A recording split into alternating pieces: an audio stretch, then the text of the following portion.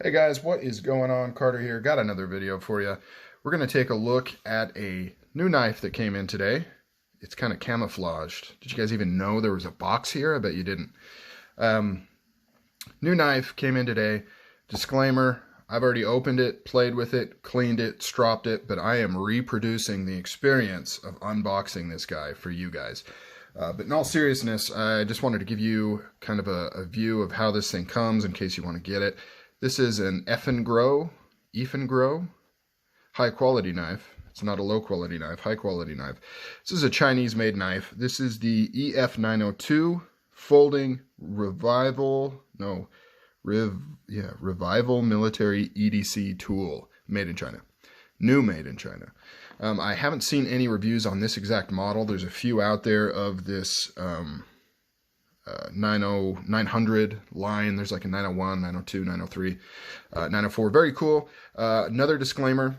I don't know if this is a fake, clone, copy, ripoff. Eafengrow does that for sure. It's pretty obvious if you look at their line. There's a bunch that are obvious clones. I have been somewhat removed from the custom knife world, so I don't know if this is a clone. I haven't seen it, but I don't look at custom knives anymore. I assume that that's what this would be a clone of, is a custom knife. But I did see a clone of a pretty small maker that I follow on Instagram, the Folding Hatchet pocket knife. So I know this company is going after small guys too. So it's not necessarily, Strider, Microtech, Spyderco, the big guys that they're copying. They're obviously finding designs and copying them.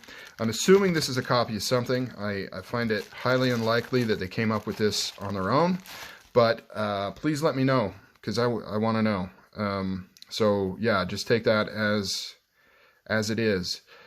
So I won't be talking anymore about it being a clone or not. That's for you to decide if that's something you want to get involved in. Even if this isn't a clone, it's up for you to decide if you want to support a company that copies knives. I just, it just looked killer. The price was awesome. The material is awesome, so I just picked it up. So I got this for 70 bucks on Amazon. It is, real quick, we'll just talk kind of specs and things like that. D2 steel blade. It is just under 4 inches. Stonewashed, you can see there. They've got their logo, Eafengrow. One of the better logos from these Chinese companies, in my opinion. A lot of the times, they look terrible. So the name isn't terrible, and the logo isn't terrible. You've got this really cool sculpting in the spine of the blade there. So that is actually sculpted in, which is really sick. It's got a little bit of a recurve to it, you can tell. Just trying not to cut myself here. A little bit of a recurve, little belly up here, but nothing too pronounced, very slight. The edge was good, not amazing, it was good. It would shave hair a little bit, but not a ton until I stropped it. Once I stropped it, it got a lot better, but no dings or issues with the edge that I've seen so far. I believe that's just some stuff on there. So the edge looked pretty good, fairly sharp. We've got super slick titanium, super thick titanium slabs for the handle. Also 3D sculpted. Really big pivot right there. Somewhat reminiscent of a Strider, but obviously different. Normal hex on that side. Frame lock, cut out. Standard. Lock insert, steel lock insert. Also standard now, never used to be. So funny, like I've been in this knife game so long. I remember when these were all revolutionary, amazing features that would be on these knives. The steel insert, it was earth-shattering when that first happened, because the biggest problem with these frame locks is the soft titanium would stick and then eventually wear when it's continuously butted up against the steel of the blade on the tang there. So I don't know who did it first, but the idea was to mill out a little pocket and put a piece of steel in there, bolt it in, and then you've got steel on steel, which resolved both those issues. So now it's pretty standard, but I remember when it wasn't. I assume this is a titanium backspacer. I am not 100% sure. It could be aluminum. It is anodized, kind of a light blue. And then we have a titanium milled pocket clip. Once again, this used to be an amazing premium feature to have a milled pocket clip instead of sheet metal that's kind of bent. You can see it's got texturing in there, which is really cool. Kind of a purple anodized color to it. I believe this is running on bearings. I haven't taken it apart. It's listed as running on bearings. It feels like it's running on bearings. You can see the D2 right there, stamped on the flipper right there. Obviously, it is a flipper design. Now, overall length, I believe, is around 9 inches total. These are all relative sizes, guys. If you want the actual numbers, weights, things like that, look it up. It's all out there. I don't need to say it. I'm just giving you an approximate idea of what you're looking at here.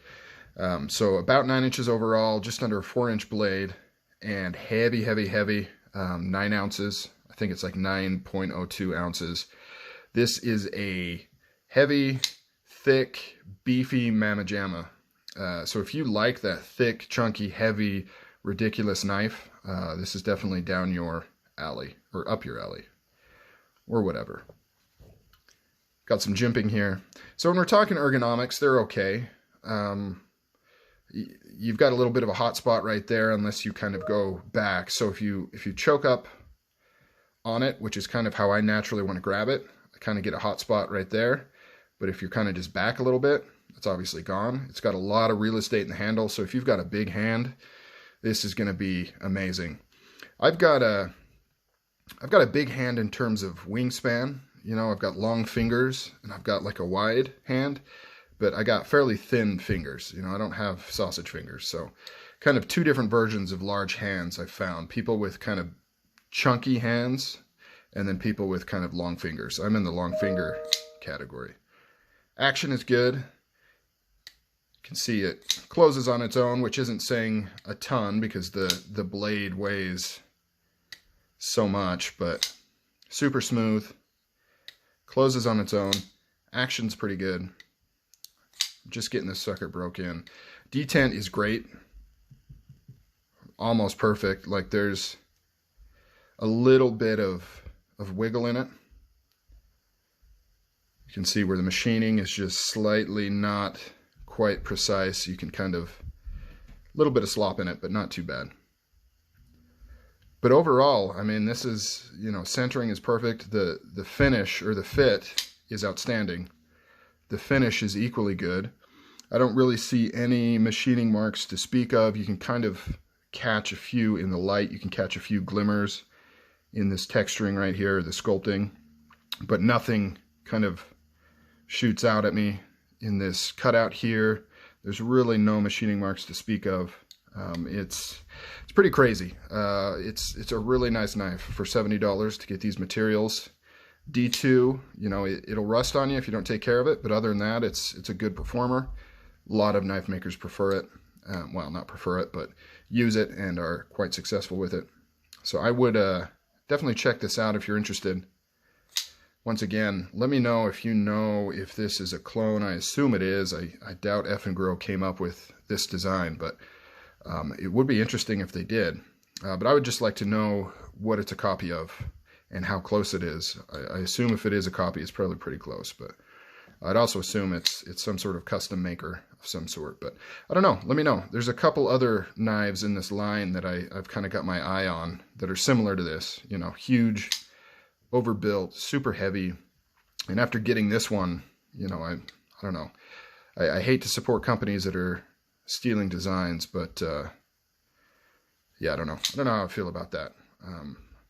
And it's getting trickier because, like I said, it's, you know, they're not just copying the big boys, the common guys. They're pulling designs from all over, and people like me who is in the knife world, you know, come across this, and I don't know what this is a copy of.